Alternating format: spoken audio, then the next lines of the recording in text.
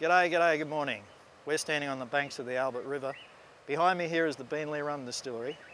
If you look at that building, if you'd been here 120 years ago, you'd be looking at exactly the same thing. That's how long that building's been there. That's how long they've been making Beenleigh rum on the banks of the Albert River.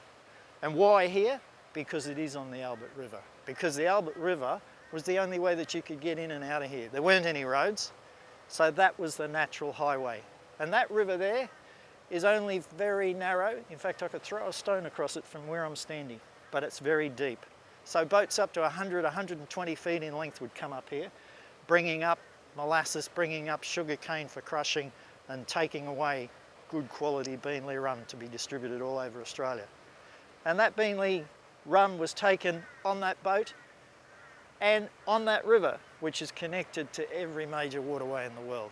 In fact, if you had the right kind of boat, you could get into it on that river there and sail across a couple of oceans all the way up the Thames to the Windsor Castle and say hello to the Queen. That's how mighty a natural highway it was. That's going that way. Looking that way, up there's where the floods come from. Water. This is subtropical Queensland. When it rains in Queensland, it rains in Queensland. Lots of water. Millions of little streams come together to form the headwaters of the Albert River. And when it comes rushing down here, it comes rushing with a force. Where we're standing right now, if I was to hold my hand up as high as I can and jump, I still wouldn't reach how deep that water was in the big flood. The big flood, the one that really had a major effect on this place, was the one in 1887, because that's the one that washed away all of their sugarcane crops. And the men that had been here farming for over 25 years looked at the devastation that was left and said, what are we going to do now? And they said, I'll tell you what we're going to do now. We're going to build a building that won't get washed away in the flood.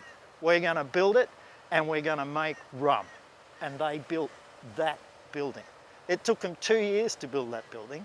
It's made of bricks, built in the old style of English bond, very, very strong. And it took them as long as that because it was 125 years ago. Bricks were made by hand. You can imagine them standing there in the hot Queensland sun laying those bricks to create that building. But what's nice about that building? The nicest thing, not just that they make rum, but that it's still there. And it's still there because of the way it was built. So that's what the major effect of the 1887 flood was. They built that building. And we can still look at it now. In fact, it's heritage listed. So the chances are it'll still be here 100 years from now. And maybe there'll be somebody else standing on this riverbank telling you all about it.